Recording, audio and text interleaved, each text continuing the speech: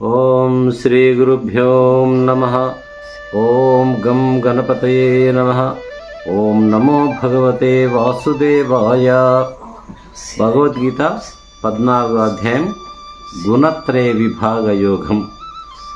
శ్రీ భగవానువాచ పరం భూయ ప్రవక్ష్యామి జ్ఞానానాం జ్ఞానముత్తమం యత్ జ్ఞాత్వా మునయః సర్వే పరాం సిద్ధిమితో గతాః. అర్జున, దేనిని తెలుసుకున్న మునులందరూ ఈ సంసార బంధం నుండి విడివడి సర్వోత్తమమగు మోక్ష సిద్ధిని పొందారో అట్టి పరమాత్మ విషేకమైనది జ్ఞానములలోకెల్లా ఉత్తమమైనది జ్ఞానమును మళ్ళీ చెప్తున్నాను, నువ్వు వినవయ్యా అంటున్నాడు. భూయ అన్న వల్ల మళ్ళీ అని అర్థం. ఇదం జ్ఞానముపాశ్రిత్య మమ సాధర్మ్యమాగతాః సర్గే అపి న ఉపజాయంతే ప్రళయేన వ్యధంతి చ.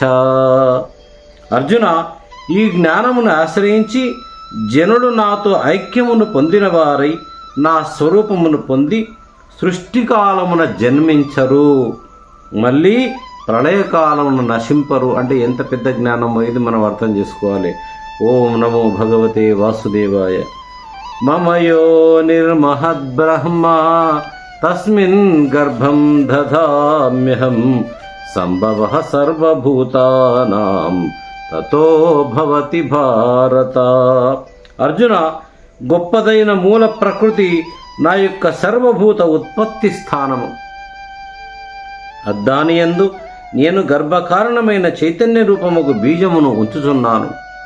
దాని వలన సమస్త ప్రాణుల యొక్క ఉత్పత్తి సంభవిస్తూ ఉన్నది.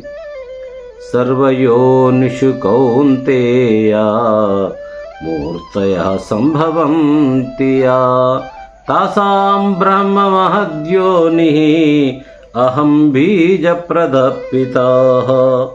అర్జున, సమస్త జాతుల యందును ఏ శరీరము ఉద్భవించుచున్నాయో దేవతలు కానీ మనుషులు కానీ వానికి మూల ప్రకృతి నా మాతృస్థానము. తల్లి నేను బీజమును ఉంచినట్టి తండ్రిని. సత్వం రజస్తమ ఇది గుణా ప్రకృతి సంభవాః నిబధ్నంతి మహాబాహో దేహే దేహినమవ్యయం. అర్జున, ప్రకృతి వలన పుట్టిన సత్వ రజస్తమో గుణములు మూడును నాశరహితుడైన ఆత్మను దేహమునందు బంధించుచున్నవై ఉన్నాయి.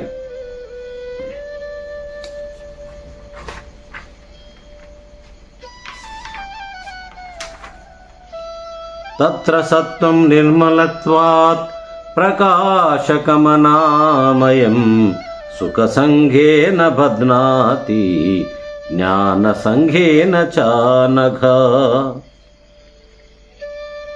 గుణములు మూడును ప్రకృతి జన్యములగుట వలన సత్వగుణము కూడా అందు చేరియునుట వలన అది మాయ యొక్క ఒకానొక భాగమే అయి ఉన్నది. అయితే అది శుద్ధ భాగము. అది నిర్మలమగుటచే తక్కిన రెండింటి కంటేనూ శ్రేష్టమైనది, కావున వాంఛనీయమైనదే. కానీ పూర్ణాత్మస్థితి యందు అది ఒకానొక అడ్డే అయి ఉన్నది. దీపమునకు నల్లటి గాజు చిమ్ని తొడిగినచో ఎట్లుండునో, ఎర్రటిది తొడిగినది ఎట్లుండునో, తెల్లటి తొడిగినది ఎట్లుండునో, ఈ గుణములచే ఆవృతమైన ఆత్మయు ఆయా గుణములచే ఆవృతమగునప్పుడు అట్లుండునని తెలుసుకొనవచ్చును. తెల్లటి చిమ్మి నిర్మలముగా ఉన్నప్పటికీ అది ఒకానొక ఆవరణమే అగుతుంది. అట్లే సత్వగుణము సుఖాసక్తి చేతను జ్ఞానాసక్తి చేతను ఆత్మను బంధిస్తున్నదని ఇట్లా తెలుపబడినది. నేను సుఖవంతుడను, నేను దేహేంద్రియాది క్షేత్రధర్మమైన సుఖమును ఆత్మయందు ఆరోపించిన సుఖ సంసక్తి చేతను ప్రపంచ విషయమైన లేక పాండిత్య విషయమైన వృత్తి రూపముగా అంతఃకరణ ధర్మమునందు ఆత్మయందు అద్దాన్ని కూడా దాటి ఆ బంధనమును వదిలించుకొని కేవలం ఆత్మస్థితిని బడయుమని అర్జునులకు భగవానుడు బోధించుతున్నాడు. రజోరాగాత్మకం విద్ధి తృష్ణాసంగ సముద్భవం తన్నిబధ్నాతి కౌంతేయ కర్మసంగేన దేహినం. అర్జున, రజోగుణము దృశ్య విషయముల ఎడల ప్రీతి కలుగ చేయనదియు తృష్ణను ఆసక్తిని కలుగజేయనదియు అని తెలుసుకొనుము. అయ్యది కర్మలయందలి ఆసక్తి చేత ఆత్మను కర్మ సంబంధము చేత జీవుని లెస్సగా బంధించి వేయుచున్నది.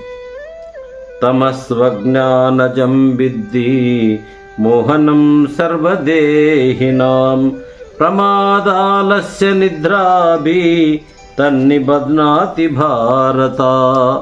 అర్జున, తమోగుణము అజ్ఞానము వలన కలుగునదియు సమస్త ప్రాణులకును మోహంను కలుగజేయనది అని ఎరుగుము. అయ్యది పరాకు, మతిమరపు, సోమరితనము, నిద్ర మొదలగు వానిచే జీవుని లెస్సగా బంధించవేయుచున్నది. సత్వం సుఖే సంజయతి రజః కర్మని భారత జ్ఞానమావృత్య తు తమః ప్రమాదే సంజయత్యుతః. అర్జున, సత్వగుణము సుఖమునందును, రజోగుణము కర్మమునందును, తమోగుణము జ్ఞానమును కప్పివేచి ప్రమాదమునందును జీవుని చేర్చుచున్నవి. ఇది ఆశ్చర్యమే కదా.